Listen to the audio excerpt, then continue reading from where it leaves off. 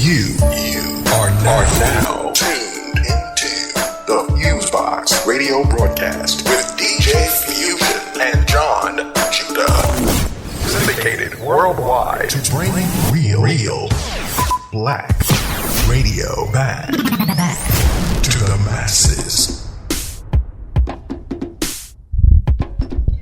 Alright everybody, 1 2 1 2, what's going on? You're now in tune to another session of the weekly syndicated FuseBox Radio Broadcast with DJ Fusion and Jon Judah since 1998 on your FM dial internet radio station, podcast, website, bringing you some of the best of what we call 21st century black radio, old and new school music of all different types of genres, as well as news, commentaries, and interviews with everybody from music artists to business people, authors, directors, and everything in between. You got myself on the mix and commentary and DJ Fusion. You got my brother Jon Judah, who also does the same on the side here. What's going on, bro? Yes, indeed, we're out to put it on now. FuseBox Radio rocking for all the boys and girls. J. Judah, a.k.a. Funky McJig. It's about to get in it. Fusey, what is it?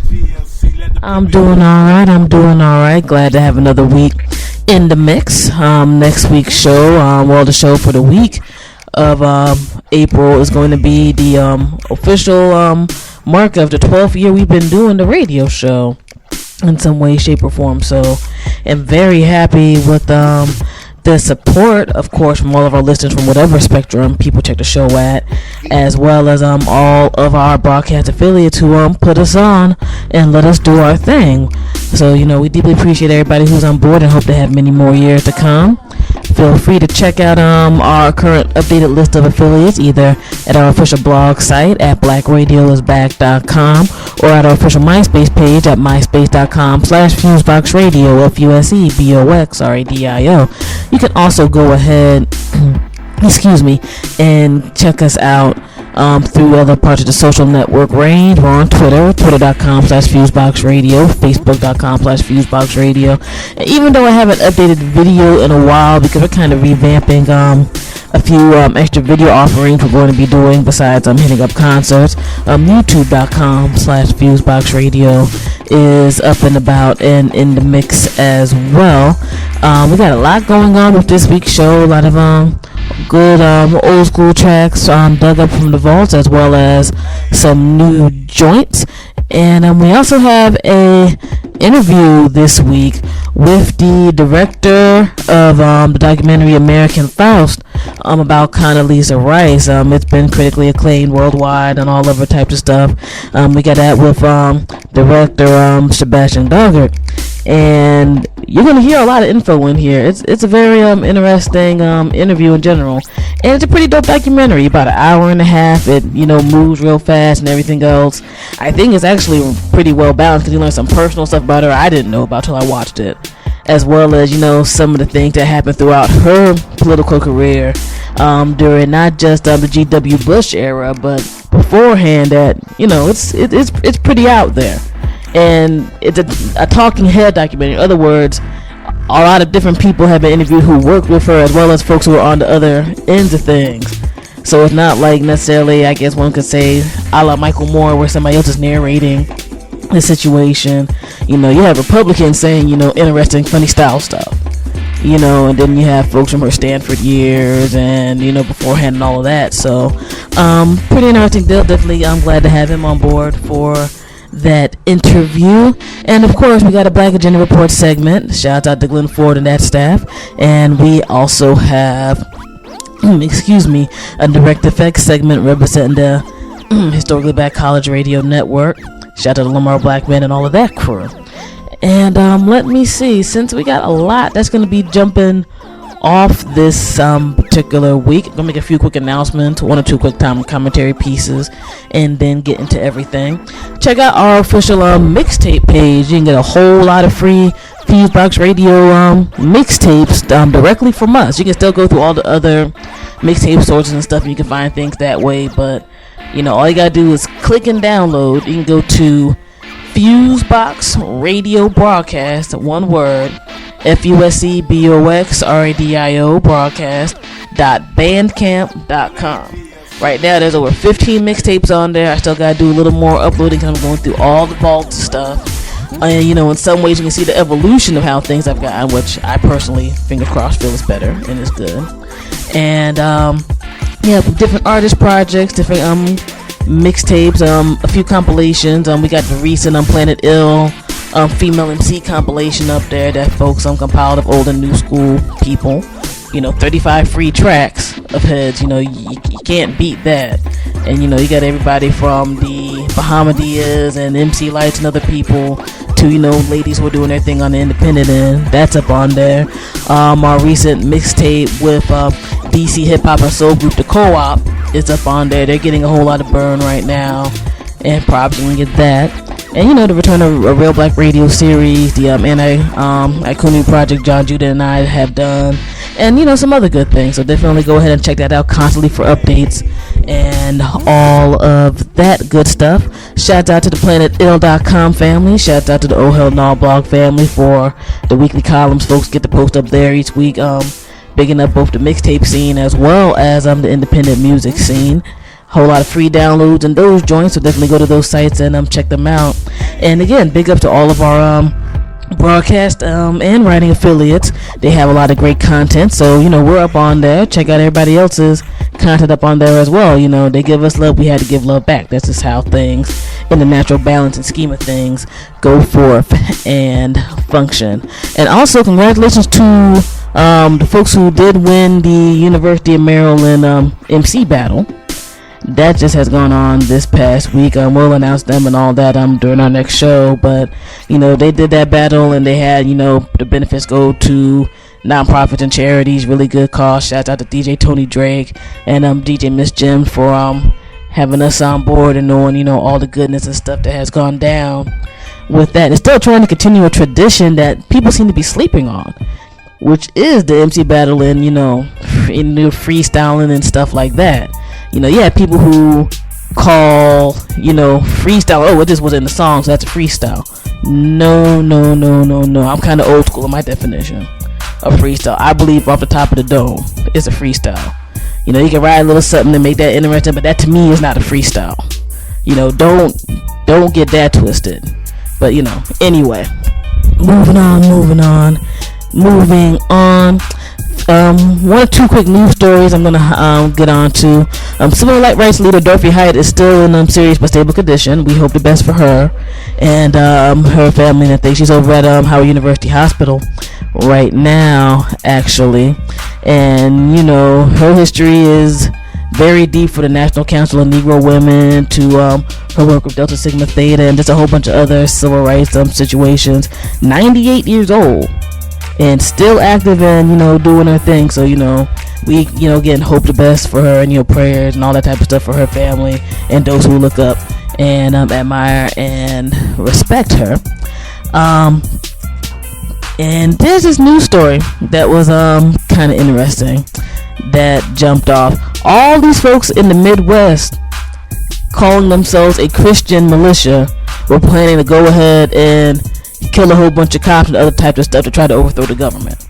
Now, I will bet a paycheck, I'll go that far, to know that they aren't going to start, I should say, screening white Christians because of the situation. They do it for a whole bunch of other folks, but they're not going, to go ahead and do that. They so far, I think, caught 7-8 people who are supposed to be involved in that so far. Now, you can't tell me if you had a group of black folks or Latino folks or, folks from the Middle East or whatever talking about, not even having guns and stuff like these other folks did, but talking about, we're going to plot to go ahead and kill some cops and overthrow the government. And they would already be thrown in some dark cell somewhere in this country or somewhere else getting the hell beat out of them. Much less being made an example of.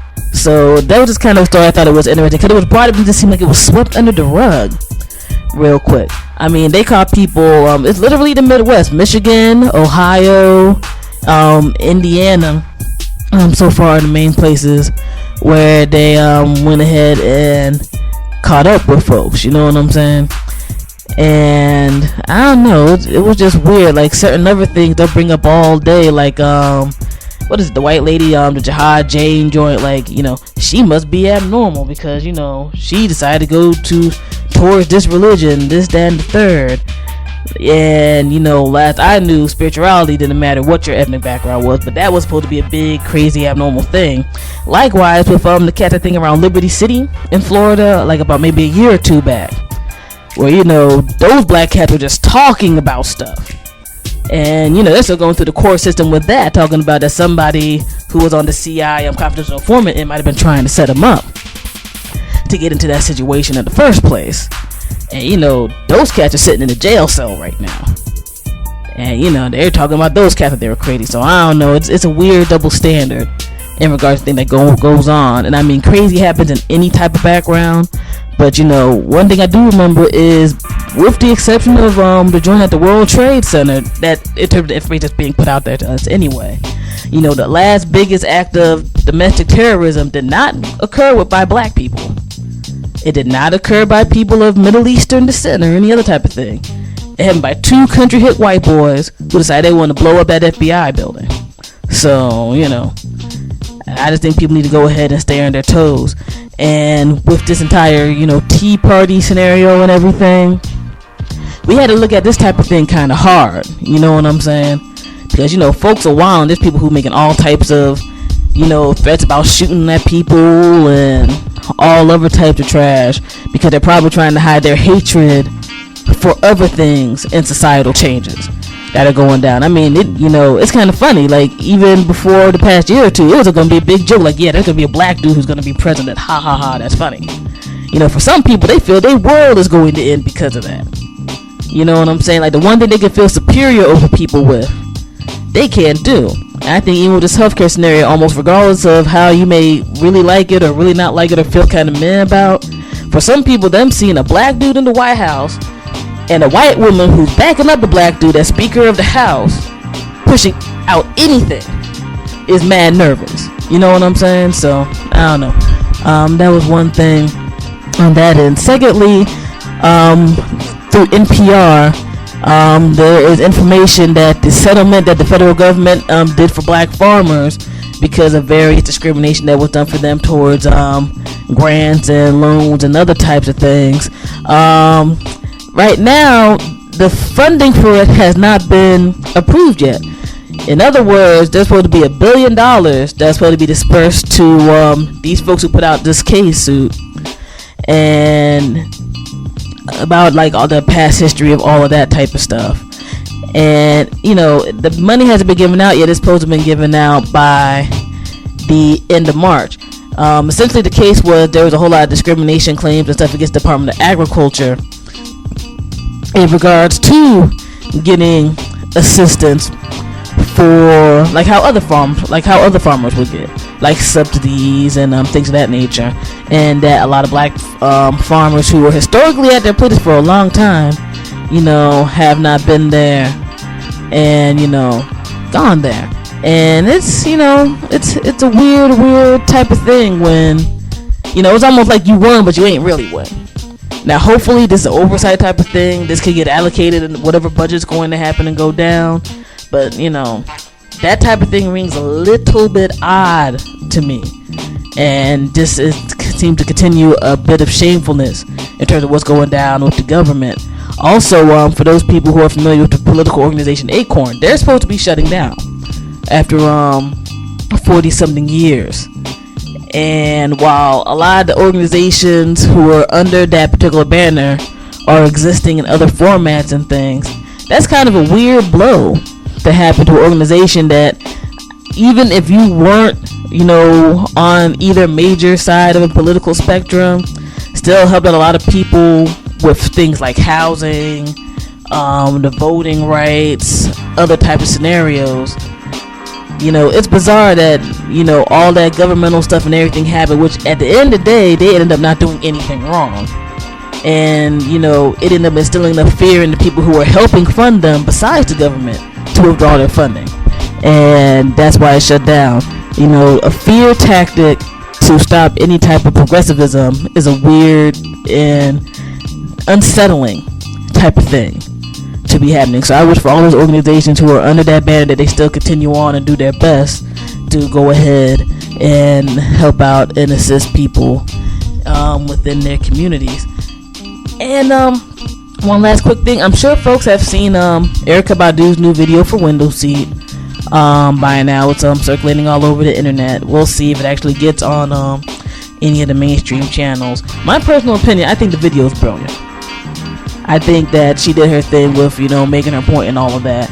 And in this music climate where everybody talks about I need to have money, I need to be balling to have my stuff show on the video, Homegirl did it old school. They literally did a guerrilla video in about an hour or two, right around where President John F. Kennedy got shot in Dallas and whatnot. And for that one bit of creativity, the joint's everywhere. Everybody knows what's going on. Now, I like the album. I've already listened to the album. I think it's a cool album. I think New America Part 2 is worth purchasing. I'll go that far with it. And I just think it's interesting when you have all types of, when I had to be crude on this, when you have all types of hoes getting blogs and videos and stuff like that and showing every single bit of nakedness for like 5 seconds of fame, Erykah did it for just a little bit, but had it in the context of something.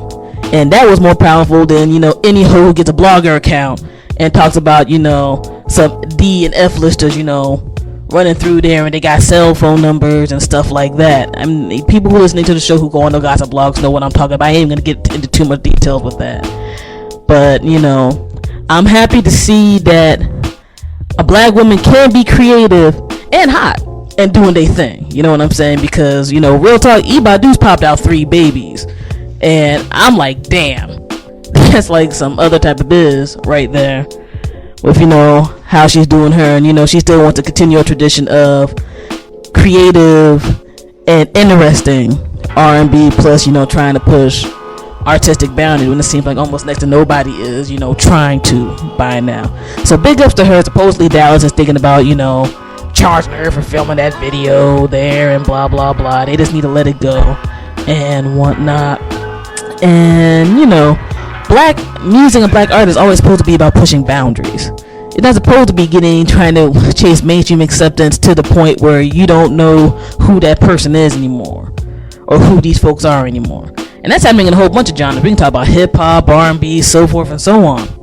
So I get happy when folks are still able to get out there and push it and still make those sales and still get that attention. And if anything, this year it should show that the folks who have done that have been doing fine. Raekwon went independent and he's doing fine. He sold over 100,000 like his first week. Jaheim's doing fine, Sade's doing fine, Maxwell's doing fine. Badu's already making crazy sales off of her joint before the video dropped on the pre-sale tip. So, that should be a lesson if you don't want to be milk cart status at the end of the day. So, that's just me. Any words or things, Judah, before we get into the ill show? No, I just like to let people know that we love you and we appreciate your listening. Continue to listen. The show will definitely continue to get better. I think Fusion can set all the commentary for this week. And we're going to continue it on. Hope you like what we're doing. And got a little something of everything, a little bit of Michael Jackson, a little bit of reggae, a little bit of this, a little bit of that, a little bit of jazz, a little bit of fat rap and all that. But I hope you dig it. Signing off, of course. Big up to the whole world. Big up to the podcast family. J Judah, aka Ben Funkin'. Continue to be funkin', Ben Funkin'. Alright, FuseBox Radio. Good looking. Alright, no doubt about to get into the mix. 21st Century Black Radio for your ears. FuseBox Radio Broadcast with DJ Fusion and Jon Judah. Peace.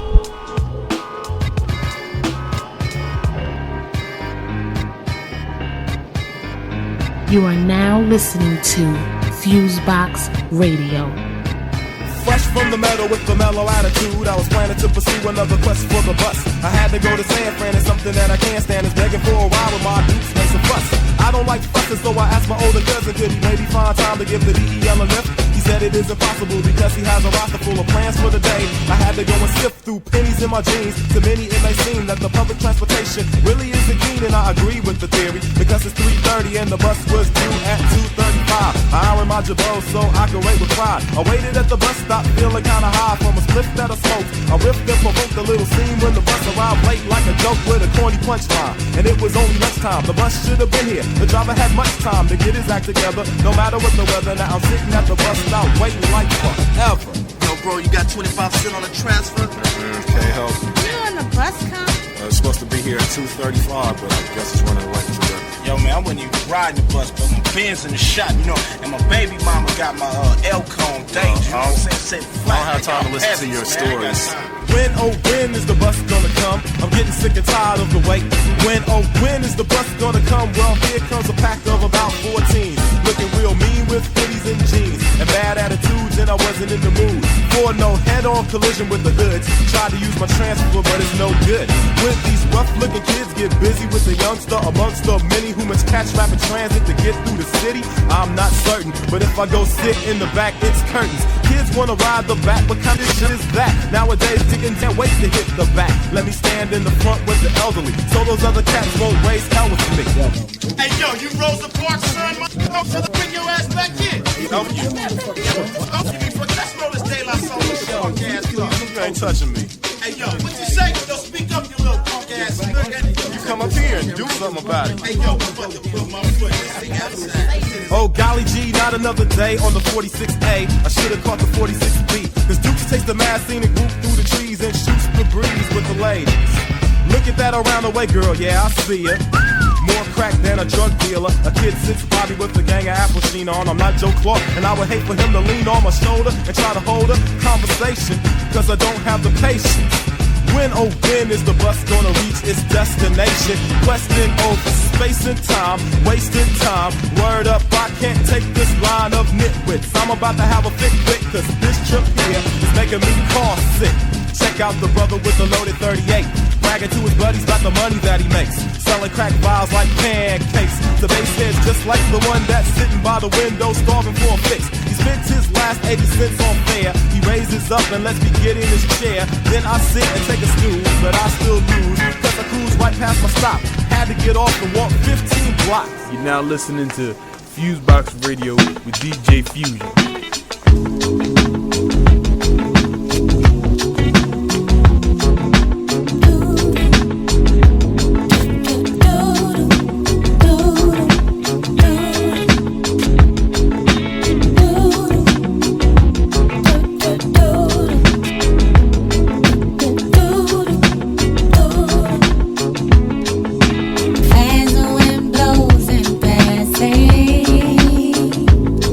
Baby, I think I'm falling in love.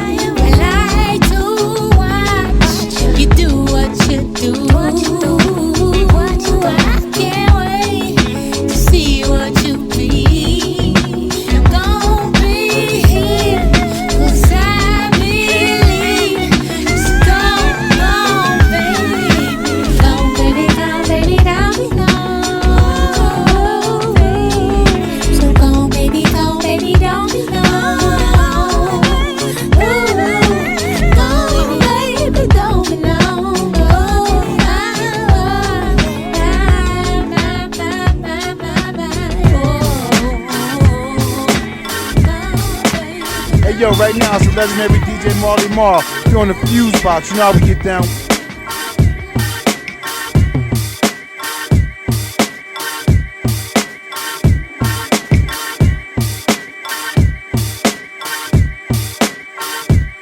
I've been different since I started to rock it. People thinking they're the shit when they ain't farted. Leave them broken hearted. MC, spoken word artist. Where I live, people dare to dream cause it's heartless. Where I live, people scared to scream for their artist. Smile in your face but they're looking for the carcass. Every day I wake up, always wonder where my mask is. We celebrate dumbness and denigrate smartness. All cuts and bruises can't be covered with plasters. Youths wanna be Master P with no masters. But when they don't get their way, it's disastrous.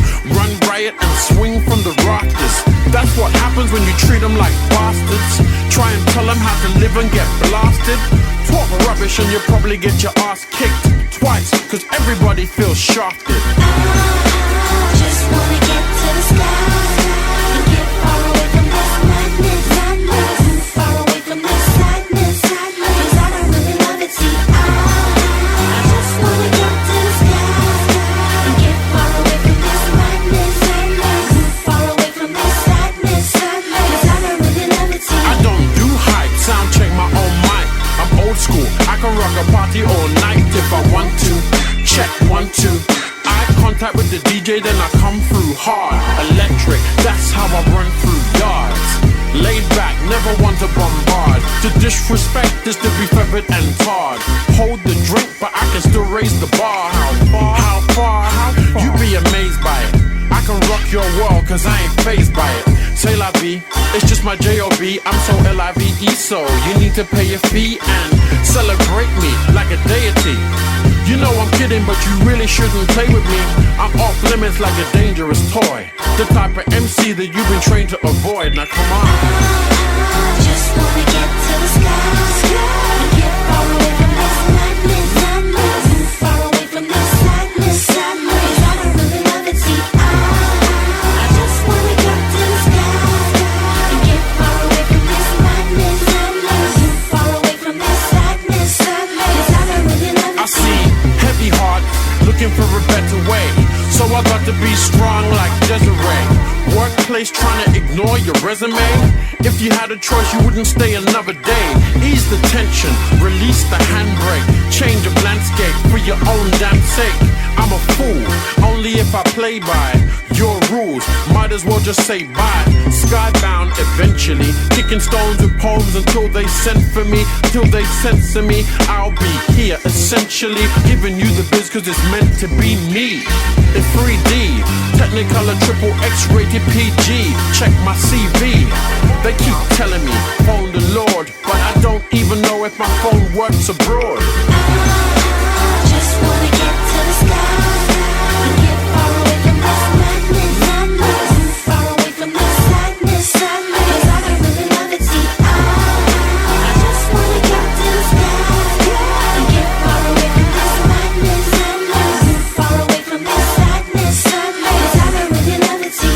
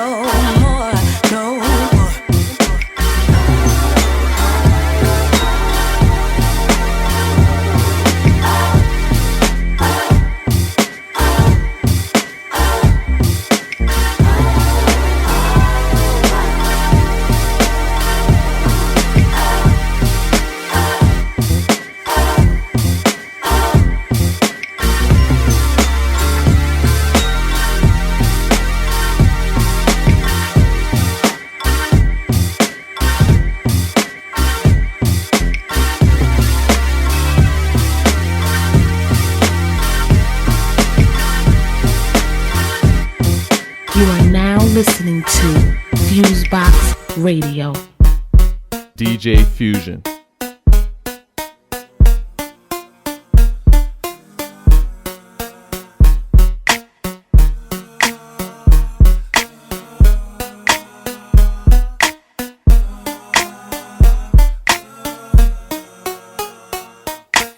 Folks be tripping on me, I just be doing my thing.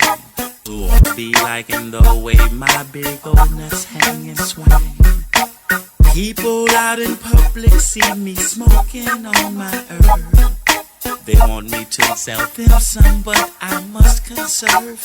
I be getting by, I be staying focused, I be getting high, I hardly get noticed. I be on my grind, I be on my hustle, y'all. I stay on my P's and Q's, my weed and brew. Just the tools that I use to get me in a good mood. I don't know about you. Everybody got their own niche. Each and every one of you need some kind of niche.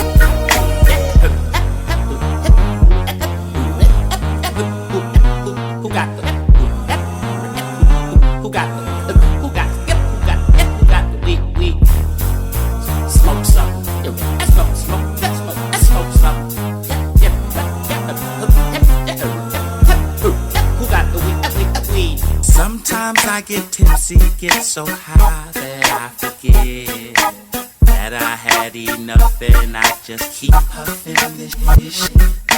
A lot of times I'm cool, although it seems I'm fast asleep. Say, man, y'all playing ping pong with each other. My head passed to me. I be getting by, I be staying focused, I be getting high, I hardly get noticed. I be on my grind, I be on my hustle, y'all. I stay on my P's and Q's, my weed and brew. Just the tools that I use to get me in a good mood. I don't know about you. Everybody got their own niche. Go ahead, do what you do. Just stay off of my head. Hit it a couple of times.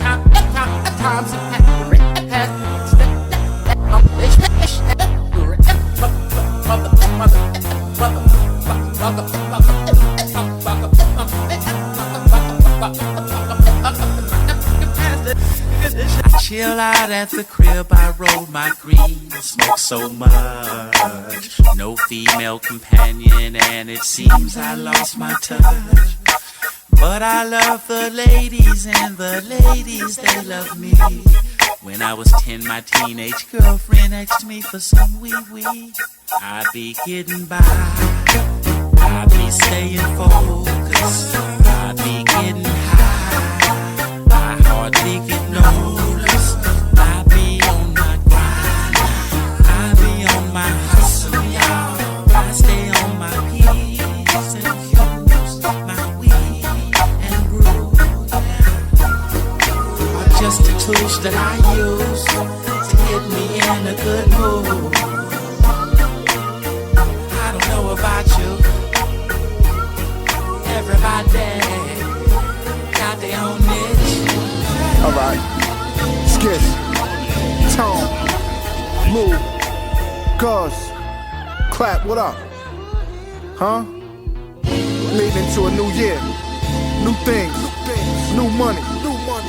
You ain't never dreamed? You're now listening to FuseBox Radio with DJ Fusion. Oh, so you never had a dream? That's impossible, that's obscene. That's something I've never seen. But still you sing? You said eyes closed, mind froze. Lost dreams, tell me where you find those. Blindfolds, and my blind nose. Brass knuckles when I really wanna shine gold. Can't sleep, can't speak. A nobody is just something that I can't be. Can't see the end, see the start. He the spark, open up his chest, see his heart. Yeah, I'm master bruising, yeah, I'm mass producing. Got educated work and the cash is stupid. That's the movement, that's some new shit. Begging y'all to dream with me, yo, I'm clueless. Keep up while I'm trying to stay grounded. If you ain't from the ghetto, stay the fuck around it. Trench said it, Infinity back. So real, guns blazing, Infinity laugh. Never had a dream, that's impossible, that's obscene. That's something I never seen, but still you sing. Oh, so you never had a dream? That's impossible, that's obscene. That's something I never seen, but still you sing. Never had a dream, that's like saying that you never had a heartbeat. Never felt the air breeze right through the pores of your skin. Can't win, maybe if you refocus on what's important, maybe then you can feel your dreams transforming. It feels so surreal when you do the unreal. Visualize yourself accomplishing what you feel, and when you get to the finish line, that's real. Taste all the pain that's involved in decisions, cause when it comes down to the glory, it's delicious. Like a full course meal, you feel so full when you do the unreal. And give yourself another boost. If you don't believe in your own dreams, you will lose. So keep that on your mind. Let the sample keep crying, cause that's not on my mind. Oh, so you never had a dream? That's impossible, that's obscene. That's something I never seen, but still you sing. I zone off, sleep tight. Born in the dark, but still I dream light. I breathe life. This shit I resuscitate and never hesitate. These niggas up and late. If you investigate the dream behind my face, and Mel King Nova, King Cobra straight. Quote a soldier's fate. Words go over great. When it's done and over, bet I quote a mate. Sure, quota's great. If I do to make, bet my dream change. Made over face. It's like before and after. Dreamt before the laughter. Woke up sweating, screaming, scheming for what I'm after. Still moving strong, still going on. Nigga trying to fuck my dream. Million, need a million, and then I'm really gone. Cut the nigga move where it seem belong. Oh, so you never had a dream? That's impossible, that's obscene. That's something I never seen, but still you sing. Oh, so you never had a dream? That's impossible, that's obscene. That's something I never seen, but still you sing.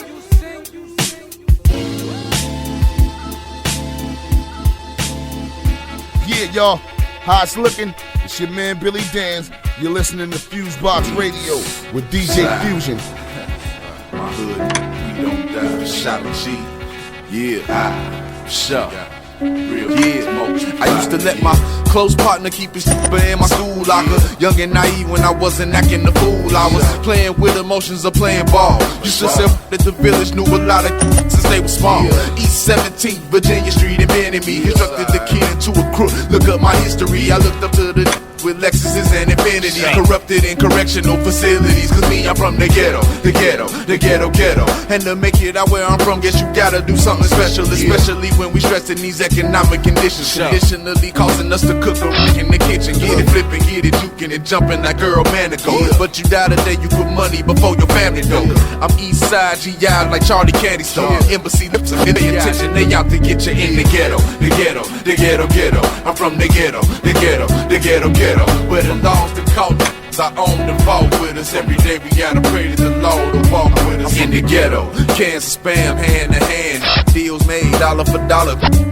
You follow me and see just how much a man can stand. Before we go off the deep end, come to your crib and creep in. Help us get home invaded. The hustlers, they gon' get raided eventually. But for now they stay thuggin' and motivated. Misguided, miseducated, we barely be graduating. And our lack of skills lead to some deadly infatuations in the ghetto. The barrio, the hood, the slums. Government funds fill my city up with and I can't go for being broke, so I'ma go on the run. Mama can stand the way I live, but can't give up on the son. Even though I know she hear about my habits through the grapevine. Still in the car on Sundays to hit the state line. Get drunk and twisted off liquor all through the daytime. Handshakes and gang signs, don't play with mine. In the ghetto. I'm from the ghetto. Where the laws, the culture I own the vault with us. Every day we gotta pray to the Lord to walk with us in the ghetto. Granny, I really miss you while I'm on the road. Them Sunday dinners was more than just food for the soul. Don't be no fool, cause there's plenty fools walking the globe. Convicted felons equipped with all in my show. Chosen of the road and wanna die in these streets. They look at me in disbelief when I rhyme about peace. I had people try to deceive me just to see me deceased. My policy is police till all my release. Peak the way I'm feeling, my anthem for ghetto children. Fear my daily appetite for destruction. Now I'm rebuilding. Rest in peace to Lil Ebony Richardson. Lord, we living crazy. It's hard to cope when these cowards is killing babies. The ghetto ain't just a place, it's a mentality. Most of us carry with us, constantly causing casualties. Stealing and that's how I deal with my reality. Sirens and never rattle me. I gotta be from the ghetto. The ghetto, the ghetto, ghetto. I'm from the ghetto, the ghetto, the ghetto, ghetto. Where the laws to call it. I own the vault with us. Every day we gotta pray to the Lord to walk with us in the ghetto, the ghetto, the ghetto, ghetto. I'm from the ghetto, the ghetto, the ghetto, ghetto. Where the laws to call it. I own the vault with us. Every day we gotta pray to the Lord to walk with us in the ghetto.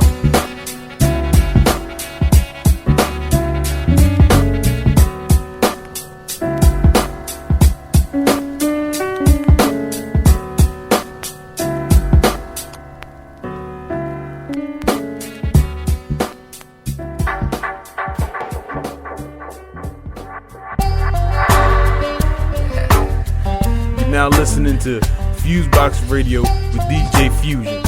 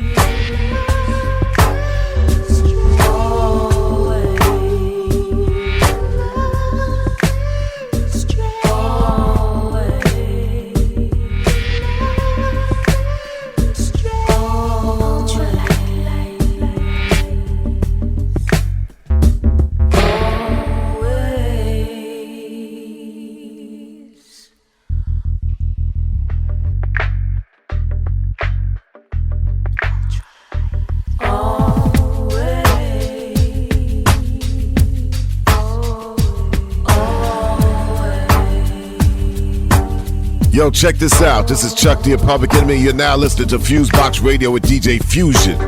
Harder than you think. Way back in 1986, a federal judge ruled that it was illegal for guards at New York City's super jail on Rikers Island to strip search people arrested on misdemeanor charges like marijuana smoking, subway fare beating, or shoplifting.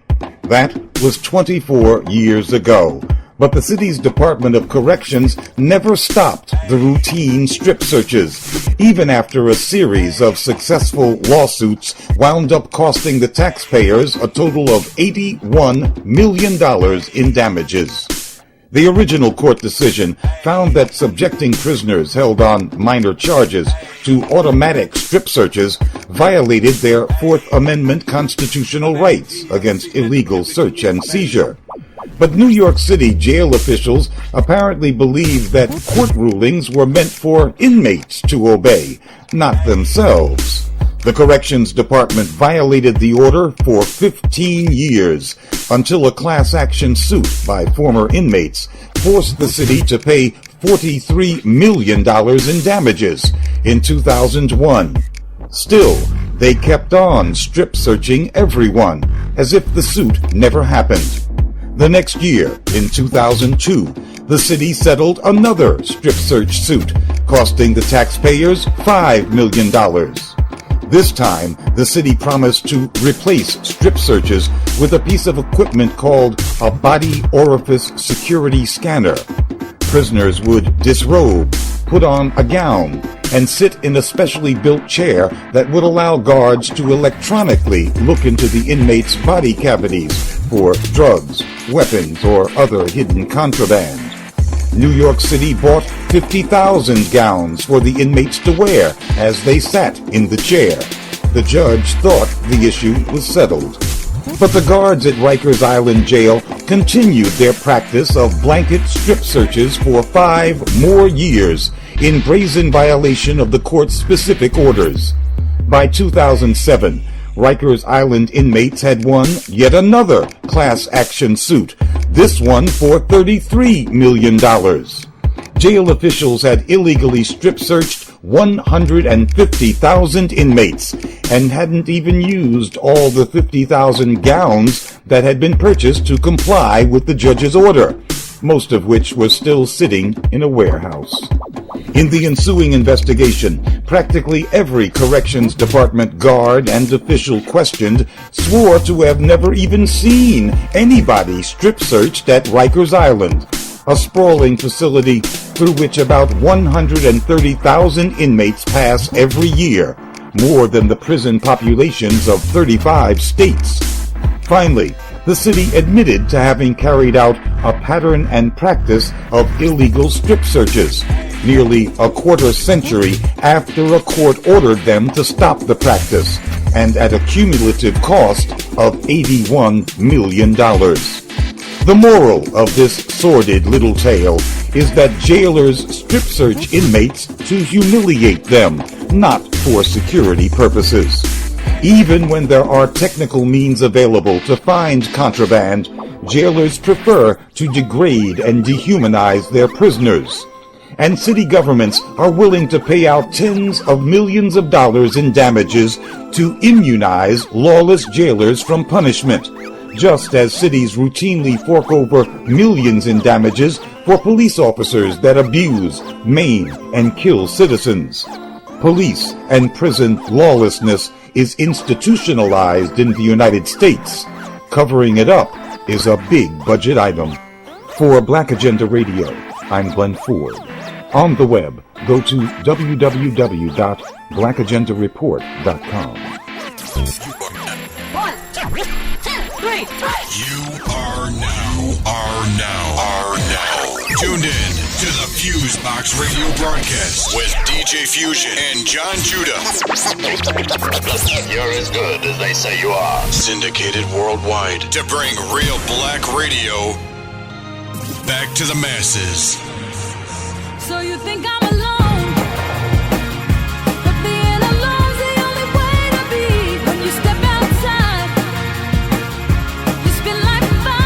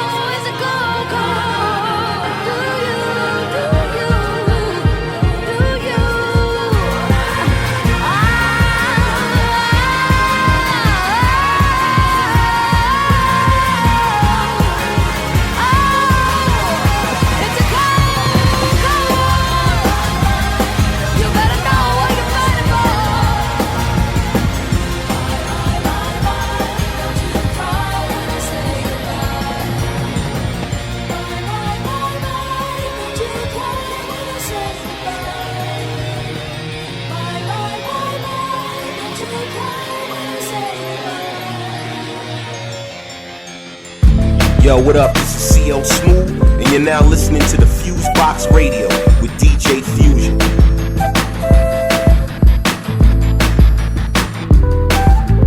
Who walks in a room and fills the room with perfume? She leaves, it seems much too soon. Who uses the moonlight to highlight her features? What a beautiful creature. It's a pleasure to meet you, girl. Tell me who can help you grow and change your clothes. Who can take your bank account and add some more and make you propose? She's got your nose open, open the door for her. That's what she deserves. Her. I'm better with her. Indescribable the feeling, but undeniable the feeling I got for her. Her and only her. Every day it gets crazier, amazing her, a baby her. Wanna be without her. H-E-R, it's got to be her. The way my hands fit over her curves, it's perfect like a hand fits in the glove. It's love. I don't wanna be without her. How can someone smile take you away from the days in your mind on replay? And this ain't no movie, you move me, my darling. Your number on my cell, I'm excited you call. Oh, how could someone know just how you feel? Like a better man, I swear the sex appeal. Bringing the man about your boy toy. This ain't no game, all I'm trying to say, it's all about her. I'm better with her. Indescribable the feeling, but undeniable the feelings I got for her. Her and only her. Every day it gets crazier, amazing her, a baby her. Wanna be without her. How can I say it? Too hard to describe it. So what can I call it? Must be heaven sent wings on her back. He cracked open the sky and he let the sun shine. Now she's mine, all mine. Cause I need her. Ooh, and she's made for me, yeah. I got me a keeper. Don't know how she do it, it's just her. I'm better with her. Indescribable the feelings, undeniable the feeling I got for her. Her and only her. Every day it gets crazier, amazing her, a baby her. Wanna be without her. H-E-R, it's got to be her. The way my hands fit over her curves, it's perfect like a hand fits in the glove. It's love. I don't wanna be without her. Just her. With her.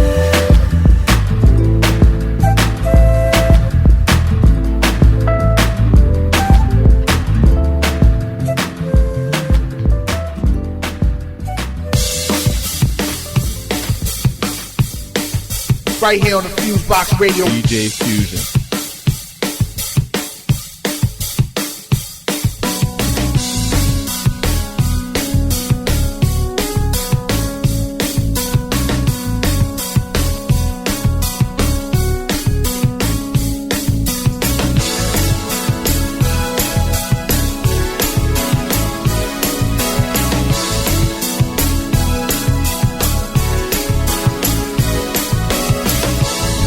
Somebody told me they saw you with her last night. Not one to gossip, just telling you what I heard. But maybe that explains our last encounter. You looked at me and didn't even say a word. Oh, obviously you've never had a broken heart.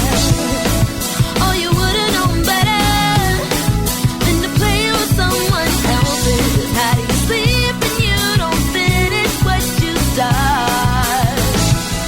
I hope you're happy or whatever. On second thought, not really. Hey, you can tell the best of lies, but to my surprise, you're not the man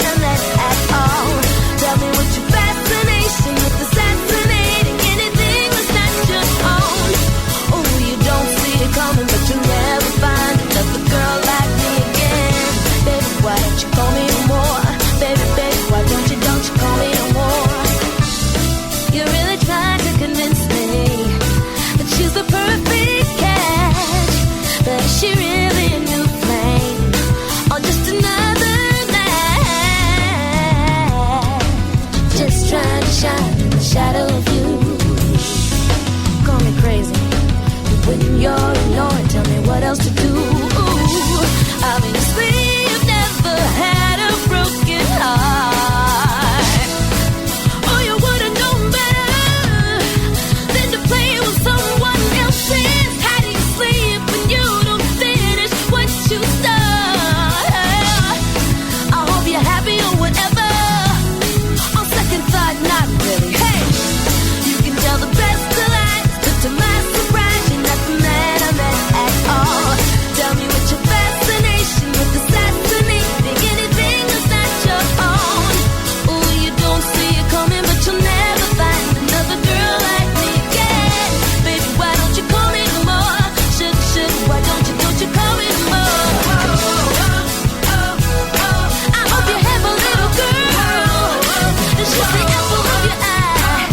Ooh, you never see her cry. Somebody breaks her heart the way you did mine. I wanna make her cry.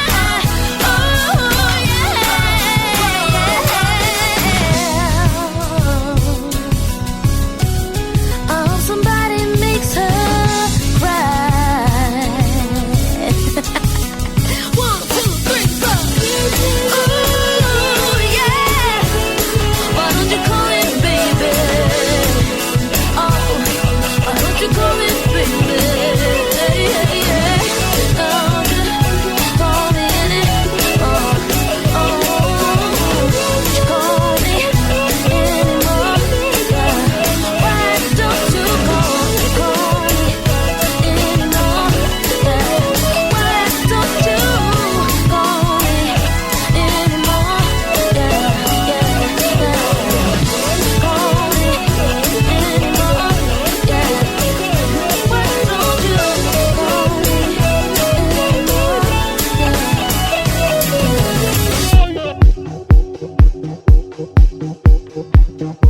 You are now listening to FuseBox Radio.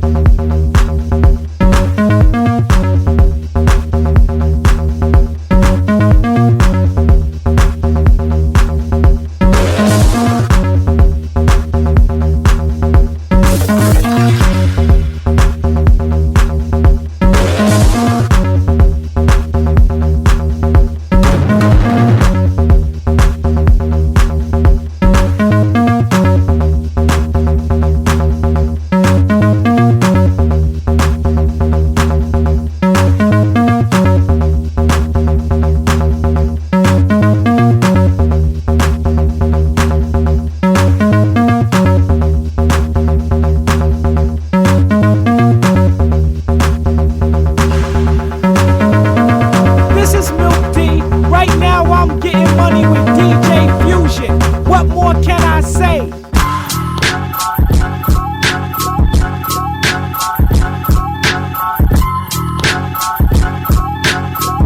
Yeah, it's the cause fool. My heart's a Benetton ad, but my is Black Panther, who might get kicked out if they find out about Samantha. But when I read the answers in these magazine pages, I feel like a broski who's about to start raging. Cause when they take shots like my tracks are blazing, it's more draining than the vampire's bite. So I might need a mirror on my hand on the mic to make them disappear as I walk toward the light. I've done something right, I keep coming with the cracks so they can swab around your mouth. You're still no match, cause when I heard the raps you recorded at the spot, it made your family look bad like Courtney and Scott. Support me or not, I still got cake, and only props that you think I should get is Prop 8.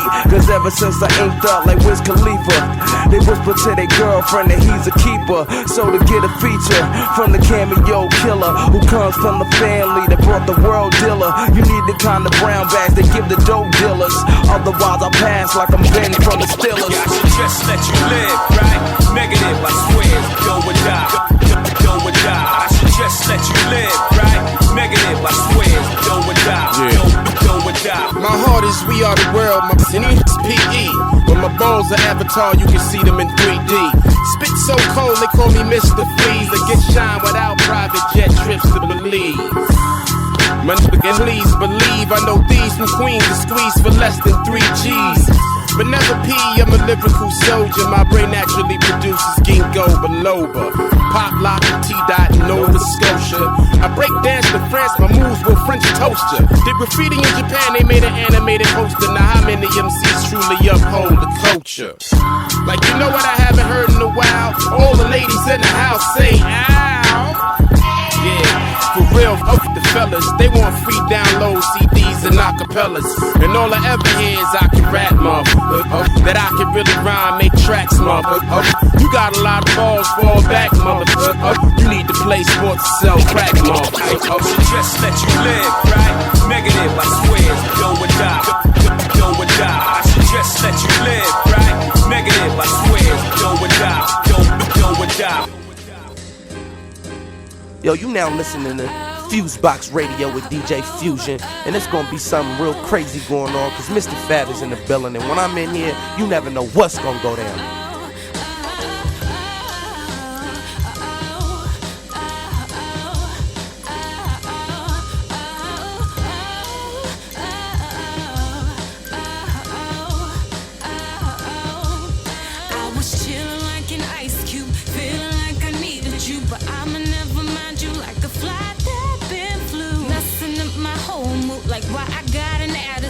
Got my mind tripping, guess I gotta figure out why you keep coming around and coming around. I wanted to let you go, but I will never know how far that'll go, cause you won't let me go. See, I listen to my intuition telling me I need permission. I was cleaning out my drawers and I came across your photograph. Your side torn in half, you don't even know the half. My friend said they ran into you, I just hoped you asked about me. What about me? And I be thinking about you all the time, all the time, all the time. Won't you please get out my mind, out my mind, out my mind. Long distance road trip, starting to get homesick. Looking at my phone, anticipating calls I won't get. I'm probably not even on your phone list, cause you don't call me, you don't call me. You were the star player, and now the coach needs you. You were the #1 on my phone finger, #1 speed dial with your own ringer. But you don't call me, you don't call me. I wanna let go, but I will never know how far this will go, cause you won't let me go. See, I listen to my intuition, it told me that I need permission to let you go. And I be thinking about you all the time, all the time, all the time. Won't you please get out my mind, out my mind, out my mind. Memories of you, I get caught in two, but something brings them back up like model food. Now Everybody put your fingers on your tonsils too. We were supposed to be thumbs up. You pinky promise too. Roses are red and violets are blue. I bought some oopsie daisies and signed them to you. You stepped cause I was acting the size of my shoes. Heart bleeding like my jeans. That's why I'm blue. I wanted to be over you, like really, really over you. But it seems like we are stuck like glue. I wanna get over you. I feel so trapped, like a bird in a cage. I wanna be free, like the words on this page. I wanna let go, but I will never know how far to go. Cause you want me go. And I be thinking about you all the time. All the time, all the time. Won't you please get out my mind, out my mind, out my mind.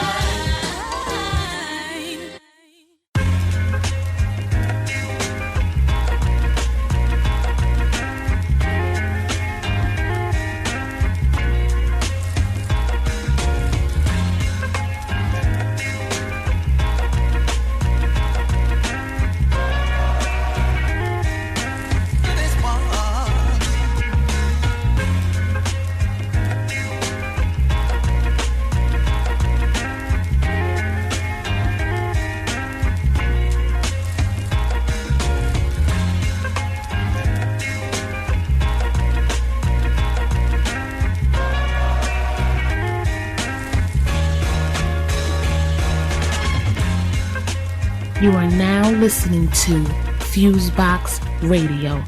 All right, everybody, 1 2 1 2. What's going on? You're now in tune to another session of the syndicated worldwide FuseBox Radio Broadcast with DJ Fusion and Jon Judah. Since 1998, bringing our own slice of what we call 21st century black radio to the masses on your FM dial, internet radio station, podcast, and your favorite music and culture websites.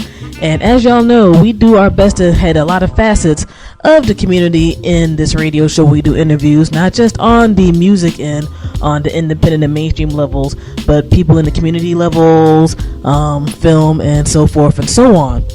During the past month or two, we both viewed a very, very interesting documentary on the former U.S. Secretary of State, Condolezza Rice, called American Faust, From Condi to Neo-Condi, covering her beginnings to the past and all her political climb-ups right until the past Bush administration with George W. Bush.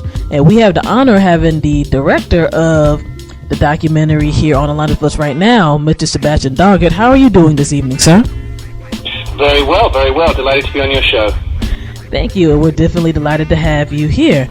And I guess what we always like asking everybody is, what was exactly the inspiration for you to create this work?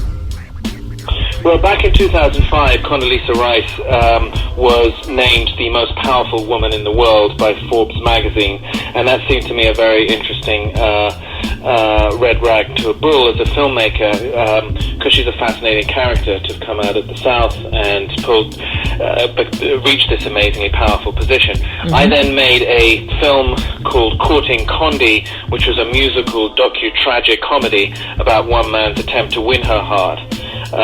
And in the process of that, found out a number of things that I hadn't known and the rest of the media weren't publicizing. And I then decided to make a second film called American Faust, a straight documentary revealing a lot of these facts through the experts who were telling them. Indeed, and one thing I really do have to grade highly with your documentary is, since especially in this country now we're in a really, really highly charged political climate, there is no background narration or anything from the documentary. It's just a lot of the people who Condolezza Rice dealt with through the years and those particular types of interview clips that move the story along. So while there may be those who either really like Miss Rice or disagree with Miss Rice, you know, you're getting things from all the people who interacted with her, and you do get what does seem like a very kind of tragic life with Miss Rice on a few levels. Yes, we were very wary about putting a partisan point of view on it in a Michael Moore kind of way. I wanted to be as objective and as balanced as possible, and we have a number of Republicans speaking about her, from George W. Bush to George Bush I to Lawrence Wilkerson, who was Colin Powell's chief of staff, to Dick Cheney, to Rice herself. She's one of the principal interviewees. So I was very keen to give that side of the story. I don't myself have an axe to grind on this, but what I found was that it was a tragedy of the corrupting influence of power on a talented, decent woman, well brought up woman, and what power can do to that, to any of us. Indeed. And a lot of that shows, to me, the documentary, even before you get to what I think a lot of people kind of focus on, which is the period of time she worked with George W. Bush. You saw various things about that corruption of power from when she was working over at Stanford University to the various chairmanships she had with a lot of private companies. I think that kind of desire to be powerful came from her father, who told her you need to be twice as good in order to get ahead. She then had a crisis when she wanted to be a musician. She went to the Aspen Musical Festival and found that she was spending a month doing what other characters could do by sight, and realized she could never be number one in that, so she gave it up, had her only life crisis, and then she walked into a lecture on Stalin given by Joseph Corbell, a teacher there, Corbell, who was actually the father of Madeleine Albright. So funny enough, Corbell was the sort of mentor both to the first two female secretaries of state in U.S. history. And Corbell, Stalin, then, she became fascinated with Stalin. This was her second main sort of the temptation of power. She then went to the Hoover Institution at the Stanford University, and she was a Democrat at that time.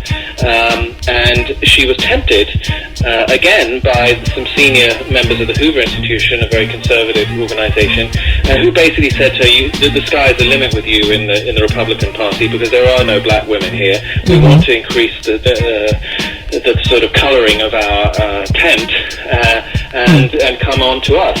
So she switched to Republican. She then got another call from Gary Hart, who said, come and work for me. She switched back to Democrat. But then the Republican calling became greater, and she switched again. And then these temptations of power, these almost Mephistopheles-like temptations of power, hence the title American Faust, about the man who was tempted by the devil, Mephistopheles, with the promise of great advancement. And then once in power, 9/11 happened, and again she had to make a decision about personal power or her own values, and she chose personal power, even though the very idealist, warmongering path that the administration then took was against what she herself had said would be the foreign policy of the United States when she came in. And then finally, the temptation of torture, when she, as National Security Advisor, was faced with this decision about whether or not to go ahead with torture techniques. She was the person who made the ultimate decision as the chair of the group of principals that endorsed not just waterboarding, but other techniques which are gradually coming out now, including fingernail extraction and genital mutilation and electrocution, that are certifiably, legally war crimes. Indeed, and it is just so crazy to see all of that laid out, especially when on the document, which the documentary says that she literally signed up on the order to the CIA about torture, talking about this your baby, go ahead and do it, like it's something nonchalant. And I think people still have an idealized version of the government to a certain degree, where it's like, well, we don't do that, other countries do stuff like that. Yes, and when that revelation came through that she said, this is your baby, go do it, and it's a revelation from people who were in the room, including Lawrence Wilkerson, who's Colin Powell's chief of staff, probably a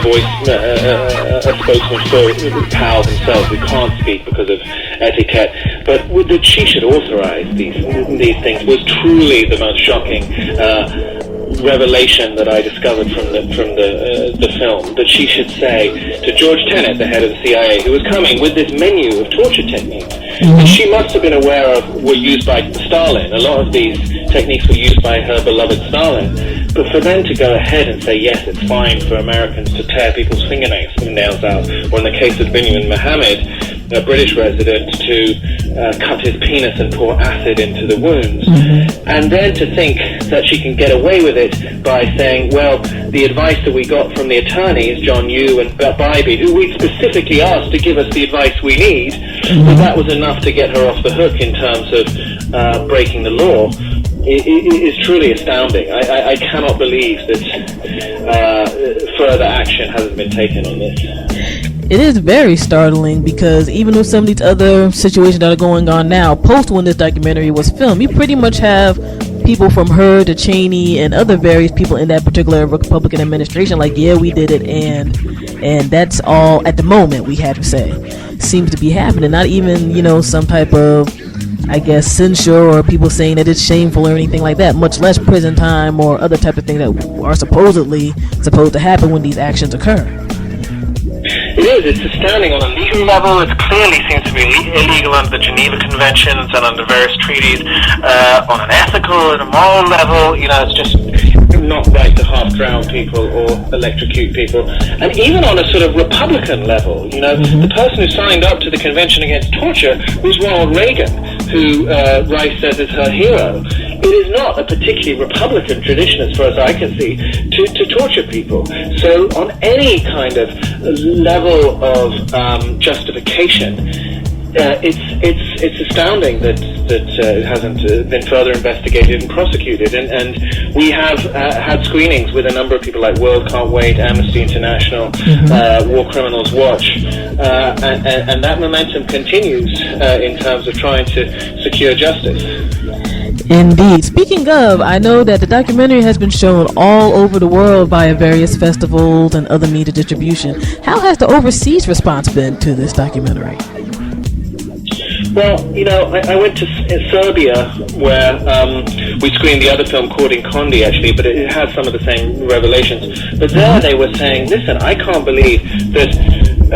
we went to this bridge which had been bombed by U.S. planes on the basis of outrage at Milosevic's human rights violations. And then for us to have been deprived of water and electricity and to have lost loved ones on this moral high ground, then to see that the U.S. are doing exactly the same things as they condemned us for is really pretty outrageous. And of course we also screened it in Egypt. And Egypt is one of the places where the U.S. use for torture. They'll illegally kidnap prisoners basically and send them off to Egypt then to do the dirty work that they don't want to have their hands bloodied with. And there too there was a sense of, wow, if this happens, where's the moral authority that the U.S. have? Why shouldn't we just blow up subways or whatever if the U.S. are going to be cutting our citizens' penises? Indeed. I mean, that just shocked me hearing about that, even after reading other various information of some of the torture techniques that was going on that's revealed through both our mainstream media here and through our independent media resources. Now, one of the things that kind of attracted my attention, that kind of threw me back for a moment with American Files, was that Condolezza Rice's own father wasn't really crazy about her being involved in politics. Like, he can almost think about there's an alternate universe if she chose another direction. Yes, John Rice, the Reverend John Rice, was both a pastor and an educator, and he was in Birmingham, Alabama, where they grew up. He sort of protected Rice from the marches, the Martin Luther King marches, believing that children shouldn't really be a part of it, but on the sly was giving money to a lot of activist groups and civil rights groups. But when the call was sort of coming through from Bush to come and work as his advisor, he had this sort of premonition that this was not a good idea for his little star, as he used to call Condi, and on his deathbed was just advising her not to go to Washington, to stay in Stanford. And he died on December the 24th, 2000, just a few days after the announcement that she was going to be National Security Advisor and a few days before she actually swore into office. So it was a strange premonition he had. Indeed. I mean, that was just one of the times when I first watched the DVD that kind of threw me back. Like, you know, some things you just never know. And I think that's one of the parts of American Faust that was brilliantly put in. It's not, a straight political type of documentary, but you also see her foundation, how things, well, in some people's opinion, either went totally correct or kind of wrong. I mean, especially on just some things on the personal level. You see her ex-fiance, which, that was kind of shocking to see him on there talking about how Condolezza was, and literally how that chase of power, it seems, and when he got into politics, broke up something that could have been personal between them, and who knows, might have had her be a different person. Yes, she met and got engaged to the Denver Broncos running back, a guy called Erykah Badu, and they got engaged and they were going to be married, and then she had a call from Jimmy Carter's administration to come and work with Washington, and she was in Washington, and she was faced with this decision of power or love, really, and she chose power. And broke poor Erykah Badu's heart, and he speaks to us in the film for the first time about his feelings and about what happened. And he now has 4 children, and he has a happy family. Rice is unmarried and hasn't really been involved with anyone. So, not that that's an essential part of anyone's life, but I think there is a loneliness to her that adds to her tragedy. Indeed. I mean, it just seems to be that it's almost that she has to live for the job, almost regardless of what it is, than maybe having other things to the side, because I think a lot of people might not even know that she had that particular path, because most of us just see her in some type of either academic or political role for over the past 20 to 25 years.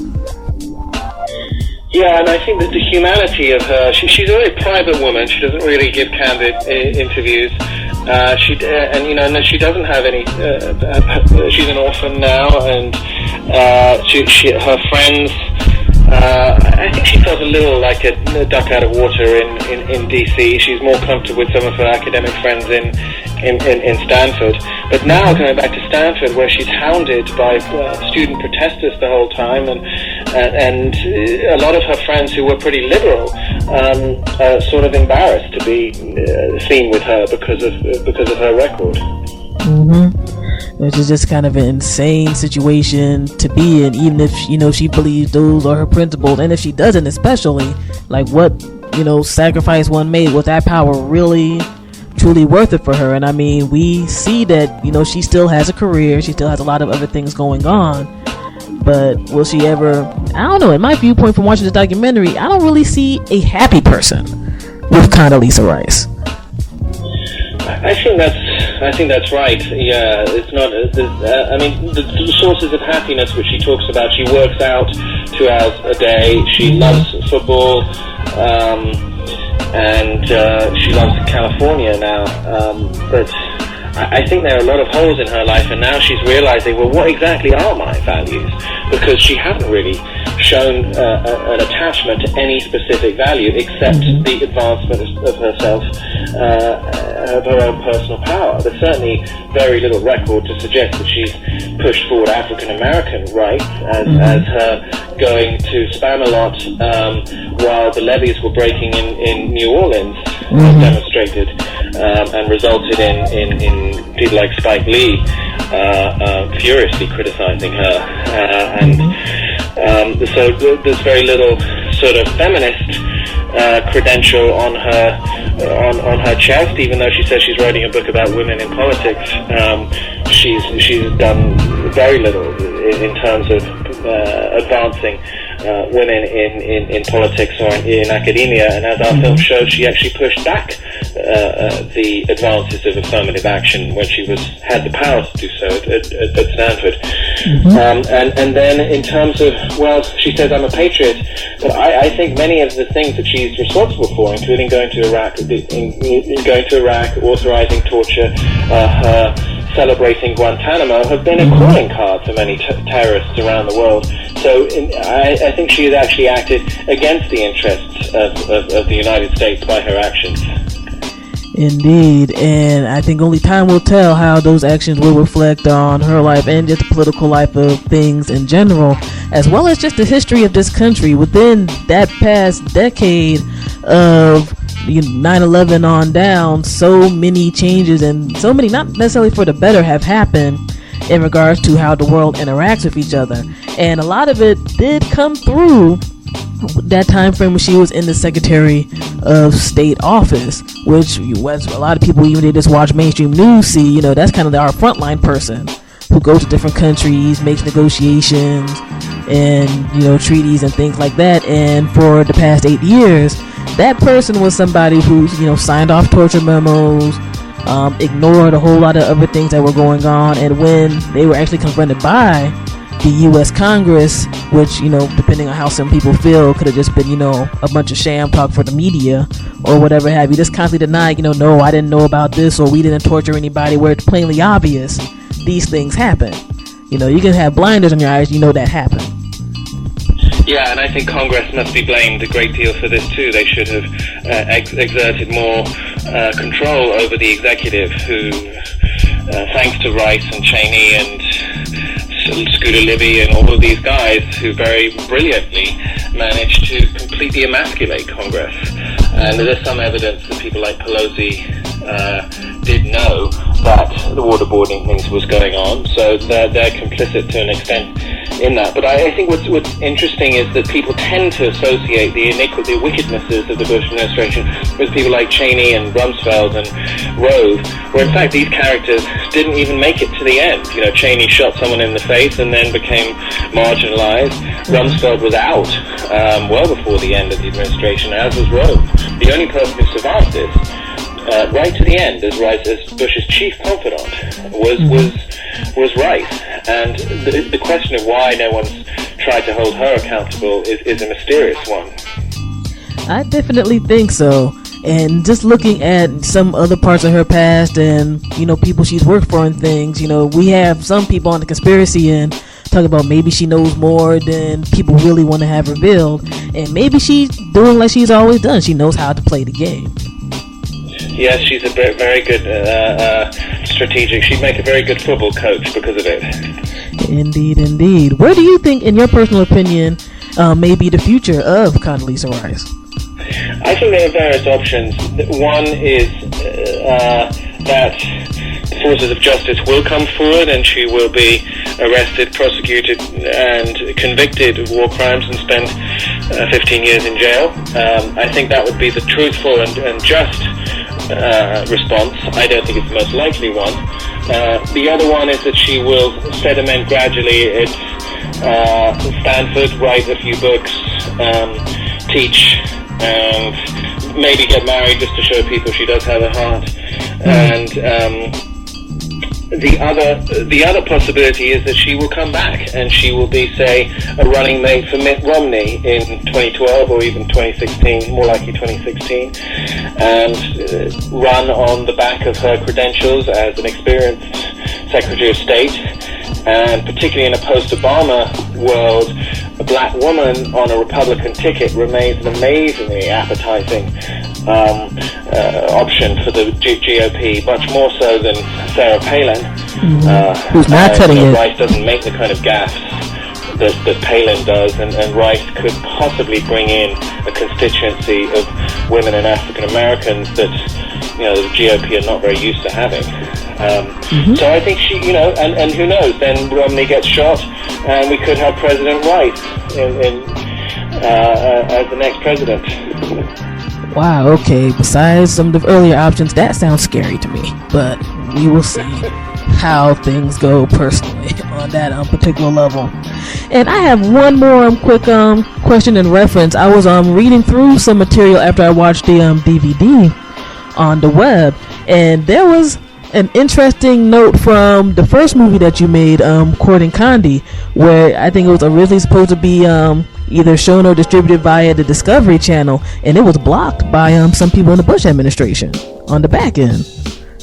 That's correct. We made a deal with the Discovery to finance us for $600,000, and 1 week before shooting we got a call from our attorney saying that their attorney had been in touch saying that they wanted to pull out because Karl Rove had taken the CEO of Discovery out to lunch and said this would be a bad idea if you want to keep good relations with government. Now Discovery at the time was considering an IPO, a share offering, and didn't want to compromise that, so pulled out. And they then said to me, listen, you can either sue us and probably get the whole amount, but it'll take 2 years and a whole chunk of legal hassles, or we'll give you $150,000 now and go and sit on a beach in Thailand for a year. I took $150,000 and we made the film on a shoestring, but you know, the fear that the Bush administration put into people, including the Democrats, that somehow you were acting unpatriotically by criticizing or even making fun of senior officials was immense. And that was before all this other information came out, which is something I just find like just terribly insane how heavy-handed things were. Yeah, it's very heavy-handed, no subtlety. There's just a sort of amazing arrogance in the sense that, you know, screw the Congress, screw the Supreme Court, screw the American people, we'll do what we think is right. Or, you know, when Bush said, I have a direct communication with God, this sense of entitlement, and particularly when religion gets involved in it, is scary, and a complete desecration of the separation of church and state, of separation of powers, indeed. That the Constitution was set up, created provisions to ensure that this abuse of power wouldn't happen, and it did. And once they got an appetite for it, they just became like heroin addicts and just ate more and more of the power until you got to the absurd state that was prevalent around sort of 2007. Indeed, and now we're trying to come back from an era where the Patriot Act took away a whole bunch of people's rights and God knows what else, but hopefully we're on an upward path right now. Only time will tell. Well, I think one thing worth saying is that the Obama administration continued to use many of the illegal rendition sites where these torture practices took place. Guantanamo remains open, and now the Obama administration continue using these illegal drones in Pakistan, a country that the United States is not at war with, to kill many hundreds of people, including children and women and children. Just, you know, they're making these decisions and admitting to it that Obama sits in the White House with a decision, with a video feed of from a drone and saying, okay, there's your guy, he's a suspect, wife and child, do you want to go ahead with it? And he has, and he's admitted to this. He has gone ahead and killed women and children with these decisions. So, you know, things haven't changed that much. And I don't think they're going to until a lot of people know and actually want to get to the point of fighting. I mean, I know that we just had, I think amidst in this country, all the insanity about the current healthcare reform bill, which could be a whole other conversation, that on the low a few weeks ago, there's a year extension to the Patriot Act. And all of the ways that people can be surveilled without any type of legal process that we're used to hearing about. So there's definitely a lot going on that passed on from this past administration to the current administration. And I just think a lot of things that people need to have their eyes open to. And I definitely think that your documentary of American Faust, from Condi to Neo Condi, is a bit of help with that. And, you know, we deeply appreciate you using your art to put this type of information out there to the people. Well, thank you. Yeah, well, I hope your listeners can get a chance to see it. You can get the film at indiesdirect.com, and if you go to the movies page there, you can see Courting Condi and American Faust, and then you can download or get the DVD or stream it straight away. And I hope that your listeners will get a chance to see it and make up their own mind, and also to take action on it, whatever they feel appropriate, in terms of ensuring that sort of truth and justice get out, and we can read the page of history before we have to turn it. Indeed, that is definitely a fact. And people can also go to AmericanFaust.com to check a preview of the documentary, which by itself should just grab a whole lot of people's attention. And it's not on a big type of exploitative vibe or anything like that. It's just a lot of things that are really straight to the point. And, you know, as I've said before, you know, these are things not from necessarily extremists or enemies from one side or the other. This is a really balanced documentary coming from a whole lot of different perspectives. And it should, by the time you finish watching it within the hour and a half, at least make you want to try to see that other things are going on that we really need to be aware of, and not, I guess, get into what we call the matrix here of the few news snippets that we get thrown out at us every day. Yeah, let's get out of the matrix. And I think filmmakers in many areas, like, Dolphin Slaughter through the wonderful film The Cove, or Food Inc. through the wonderful film about food, the food abuses going on. Filmmakers have a great role in this, and maybe more so even than the Congress has been showing with its craven inability to pass basic legislation. I mean, yesterday bill was a sort of rainbow on a puddle of gasoline, but the rest of the stalemate that happens in DC is very depressing. Yeah, very much so. I was up watching the healthcare reform situation last night. Like, are you kidding me? This is the most ridiculous thing I've ever seen in my, granted, young adult life.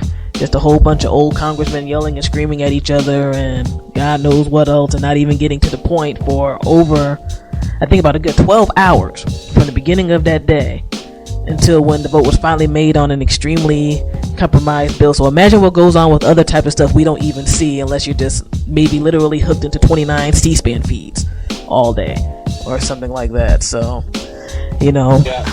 I just like, that there are documentaries like this that people do have the power to push independently, thankfully, through some of the other technological means we've had within the past decade to 2 decades of being able to put information out there. Yes, such you going through Indies Direct, you're able to put this information out independently, and from your story with Discovery, not necessarily had to go through all those type of crazy channels and had to be worried about somebody coming at you sideways for putting out your particular viewpoint and expression. Yeah, well, our survival and our continued capacity to make these films is entirely dependent on your listeners actually buying the films, because all of us have gone into massive debt making these films. We haven't been... So, it's a two-way situation. The more people can buy the films, the more we can make the next film. Indeed, and this film is definitely worth buying and purchasing. I understand that we're in the net age and people can do, tap their fingers a little bit and maybe find certain things on, the low or cheap end, but we do have to support all types of forms of independent media to survive. As I say on this radio show, us having our bandwidth and, contacting all our FM sponsors and everything else isn't cheap. I'll find out exactly how much in a few weeks when I file for my taxes and stuff. And likewise with everybody else who's putting out all their information, we all need to be able to support each other, and if we like things, be able to tell people so the word can spread and other types of good things can go forth and happen. So AmericanFaust.com, check out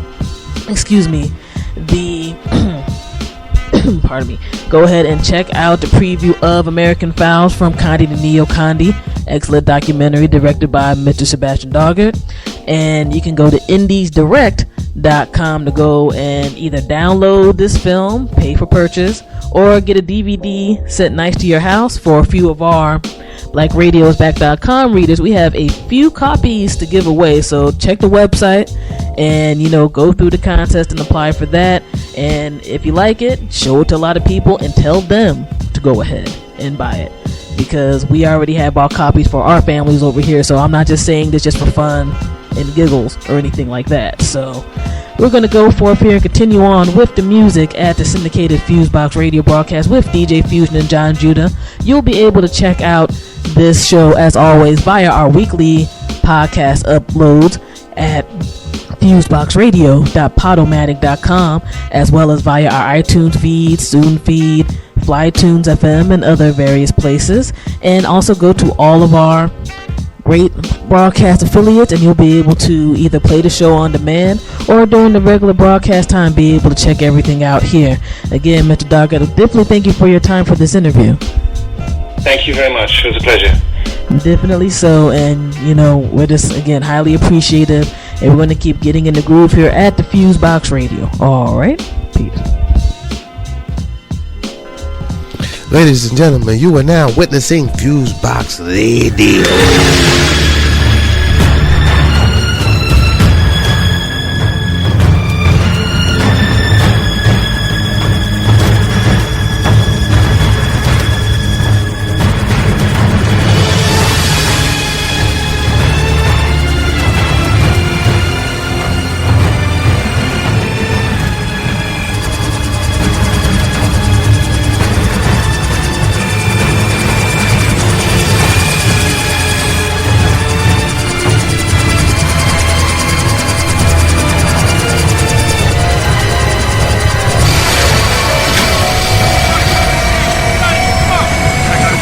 are now listening to the FuseBox with Jon Judah.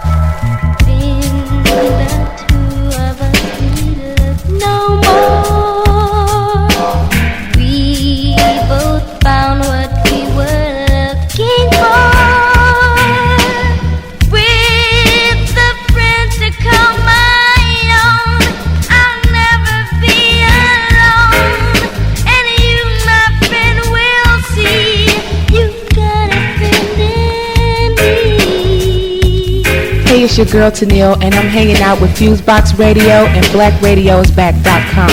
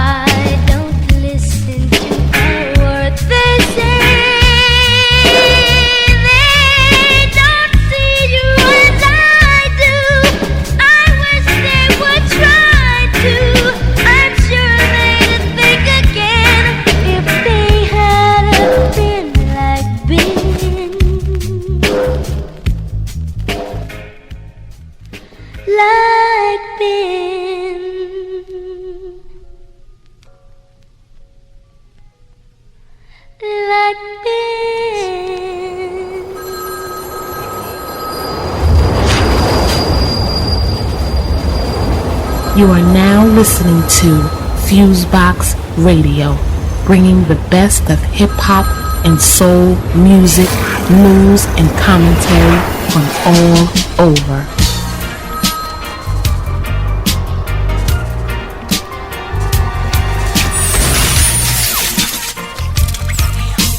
What the hell just happened? An agent, you have to send me back. I can't.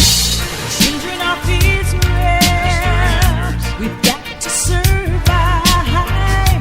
Children of Israel, we've got to stay alive.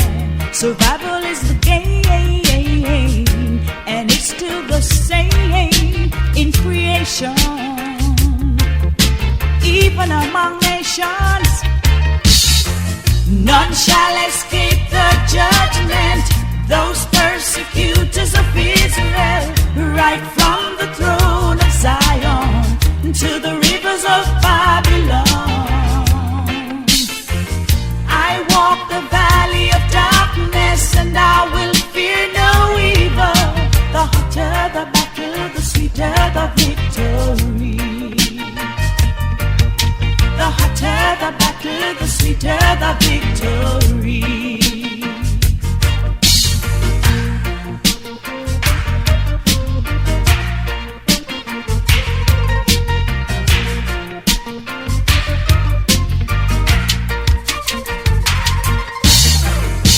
Children of Israel, we've got to come together.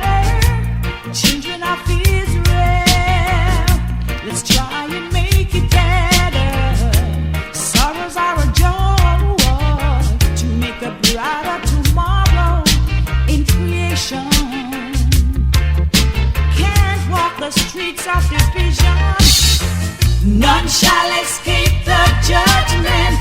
Those persecutors of Israel, right from the throne of Zion to the rivers of Babylon. I walk the valley of darkness, and I will fear no evil. The hotter the battle, the sweeter the victory. The hotter the battle, the sweeter the victory.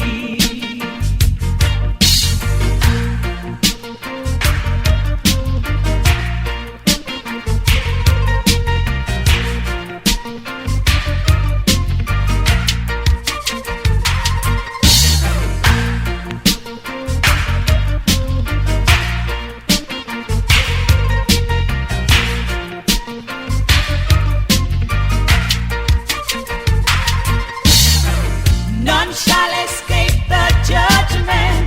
Those persecutors of Israel, right from the throne of Zion to the rivers of Babylon. I walk the valley of darkness, and I will fear no evil. The hotter the battle, the sweeter the victory. The hotter the battle, the sweeter the victory.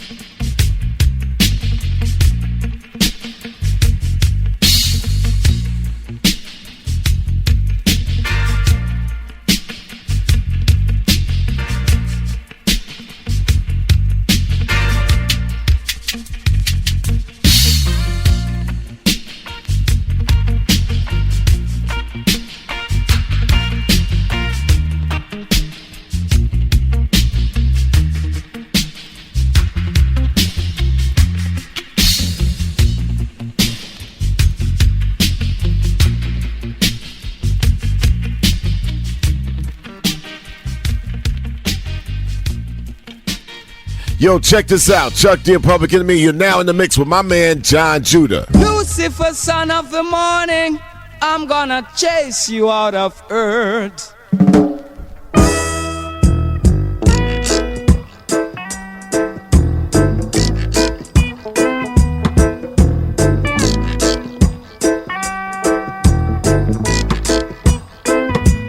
I'm gonna put on an iron shirt and chase Satan out of earth.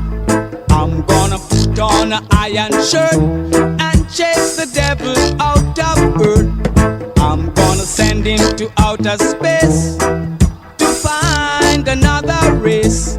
I'm gonna send him to outer space to find another race. Satan is a evilous man, but him can't choke sit on I man. So when I check him, my lass in hand, and if him slip, I gone with him hand. I'm gonna put on a iron shirt and chase Satan out of earth. I'm gonna put on an iron shirt and chase the devil out of earth. I'm gonna send him to outer space to find another race. I'm gonna send him to outer space to find another race. Oh yeah.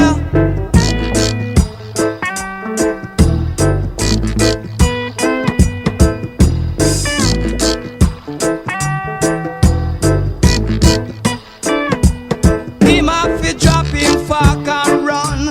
Him can't stand up to judge a son. Him have to left ya with him gun, dig off with him bomb. I'm gonna put on an iron shirt and chase Satan out of earth. I'm gonna put on an iron shirt and chase the devil out of earth. I'm gonna send him to outer space to find another race. I'm gonna send him to outer space to find another race.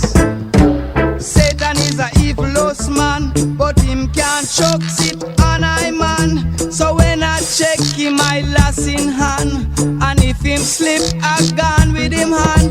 I'm gonna put on an iron shirt and chase Satan out of earth. I'm gonna put on an iron shirt and chase the devil out of earth. I'm gonna send him to outer space to find another race. I'm gonna send him to outer space to find another race.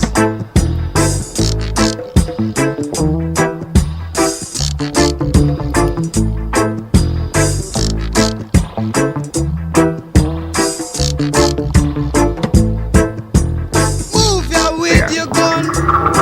We say fi left ya with your gun. Oh yeah, move ya with your gun. Right here on the FuseBox Radio. To me.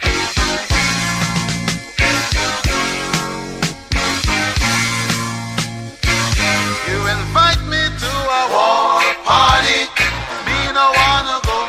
Everybody seem to be inviting me to a war party, me no wanna go. Heard about the last one, so thanks, but no thank you, ho. Yo ho.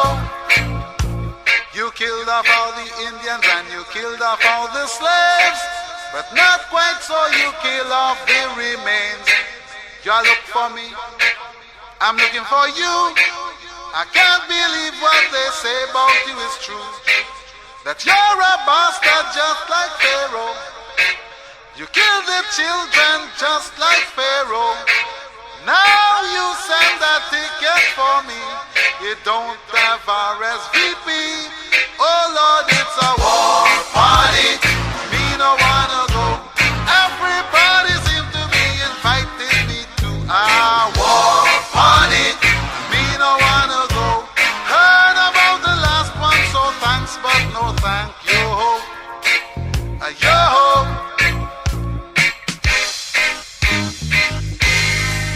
You invited all our wise men many times before to dance around your fires and even out your scores. And when tolls taken of the valiant and the brave, the only decoration is the one upon the grave. Oh no, you're a bastard just like Pharaoh. You kill the children just like Pharaoh. Now you send the ticket for me and it don't have RSVP. Oh Lord, it's a war party. Me no wanna go. Everybody seem to be inviting me to a war party. Me no wanna go.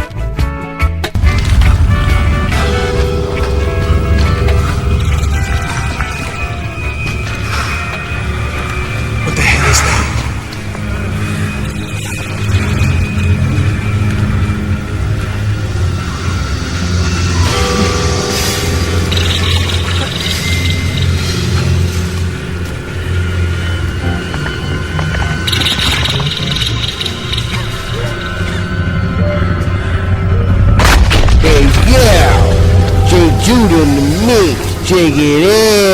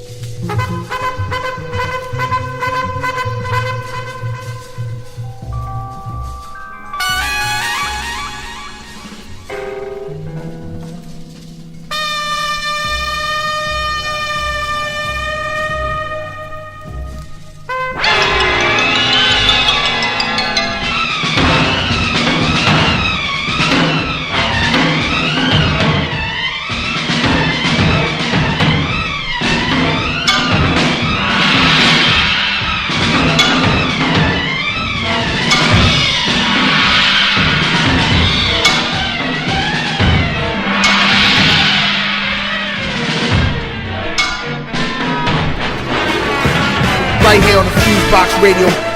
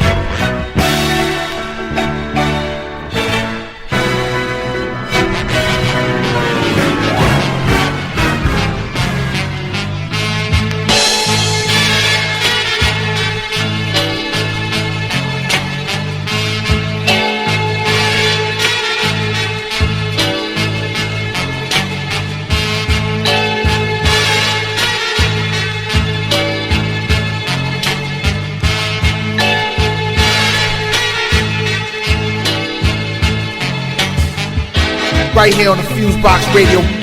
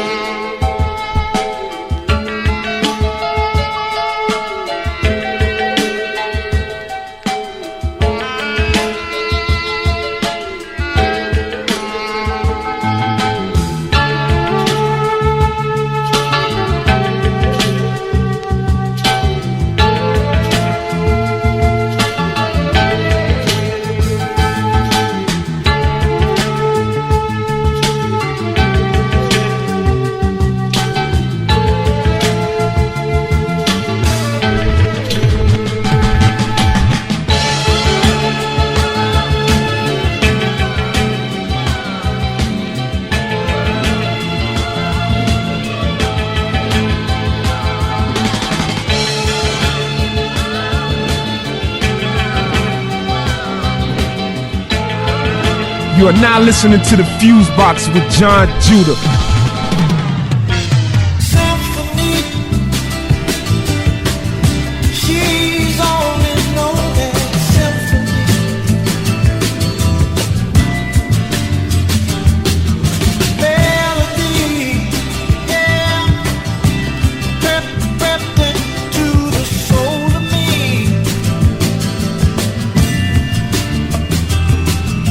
Symphony, yeah.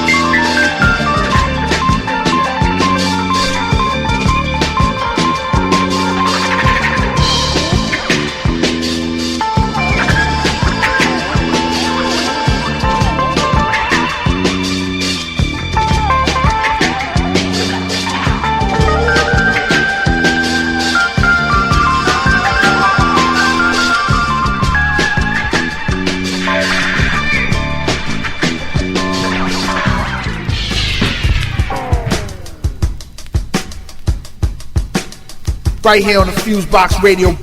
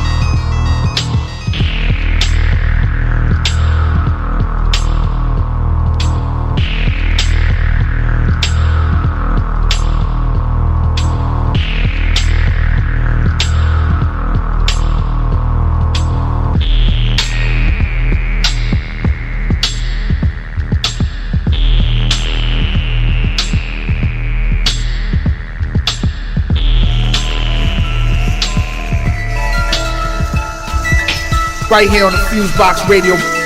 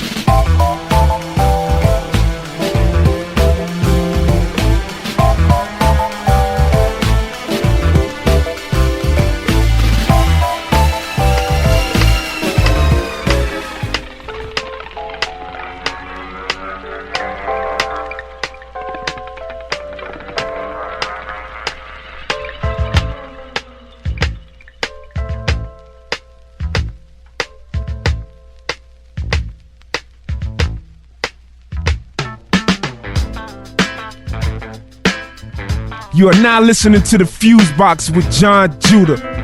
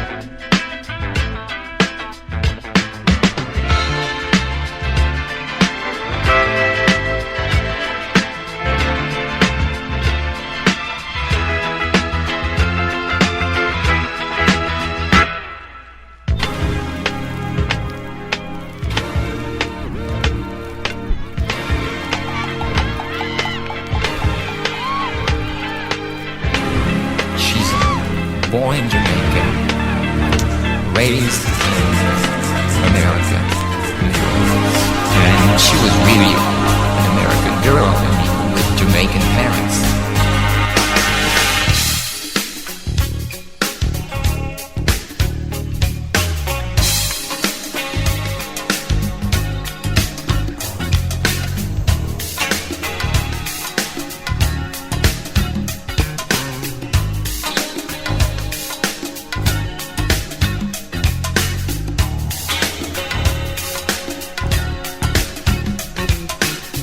Right here on the FuseBox Radio.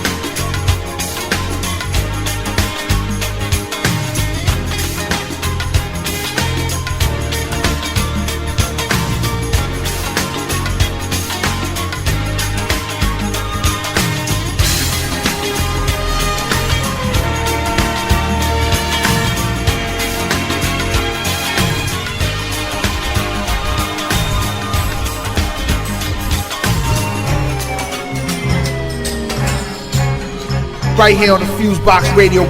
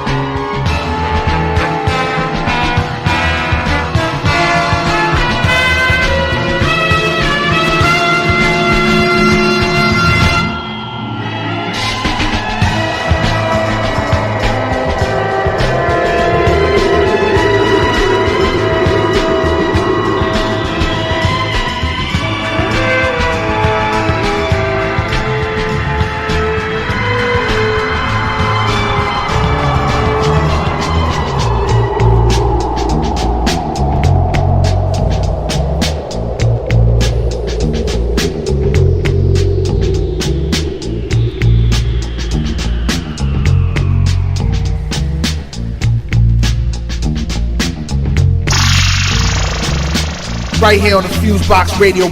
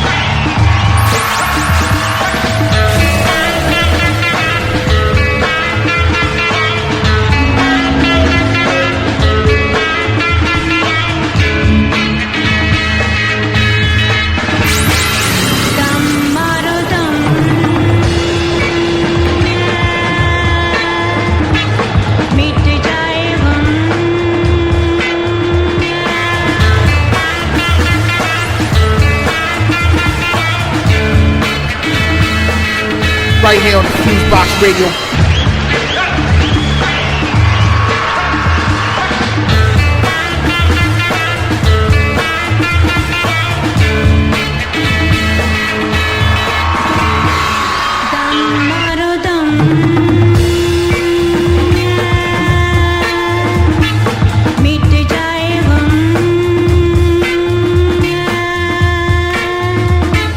बोलो सुबह शाम हर एक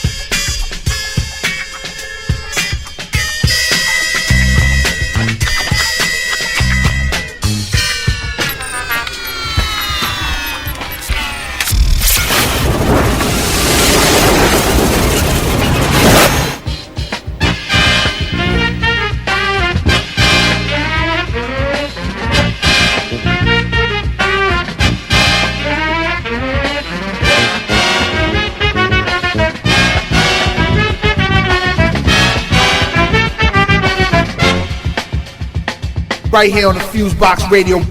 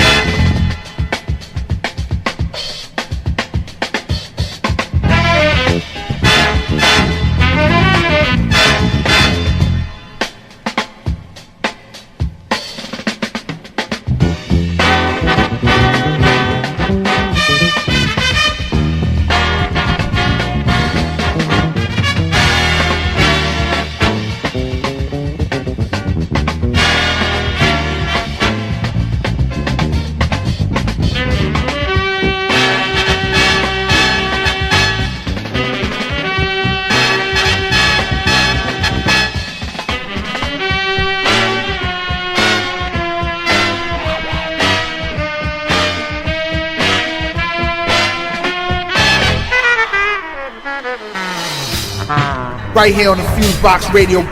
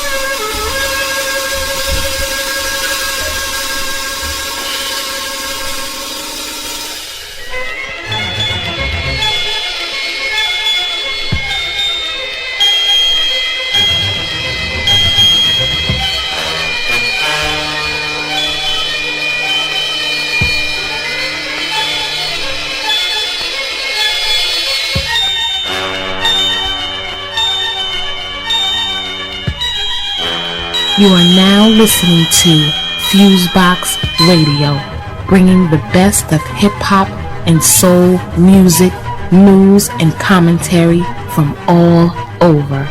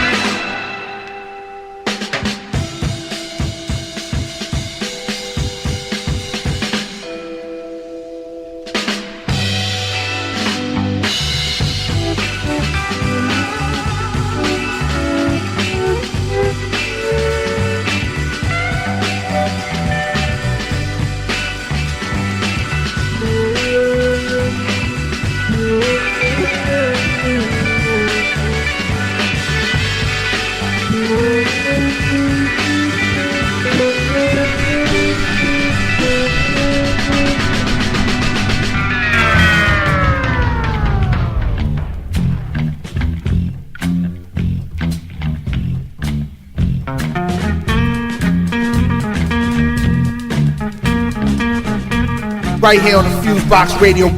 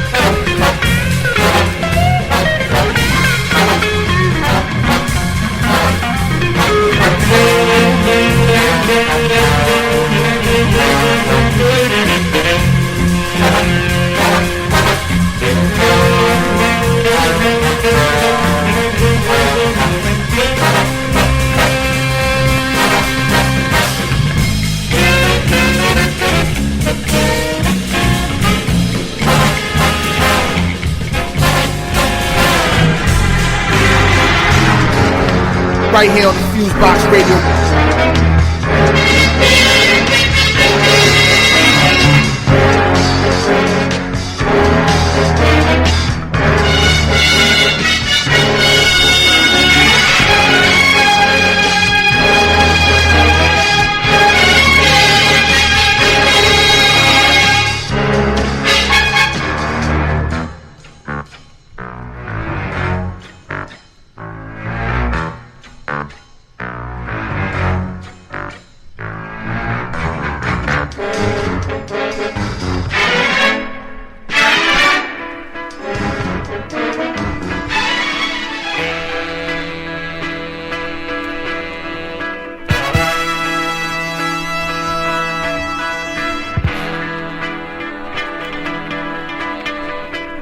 You are now listening to the FuseBox with Jon Judah.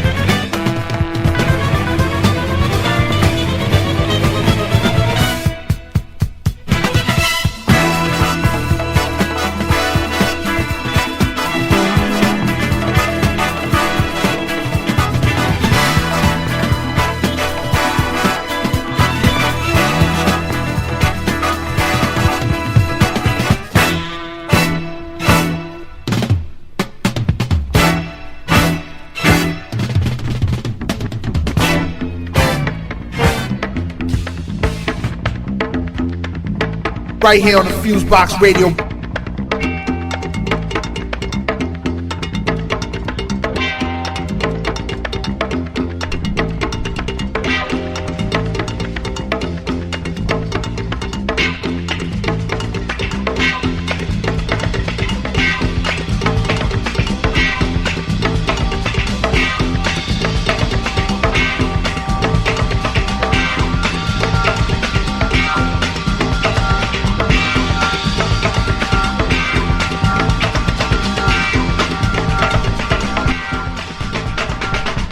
Right here on the FuseBox Radio.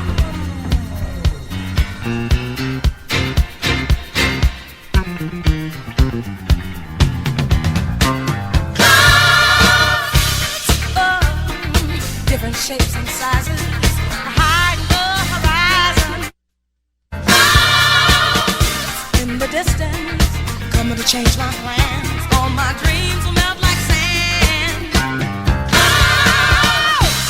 Oh, the moment that you say goodbye, gonna rush right to the sky. Whoa, whoa,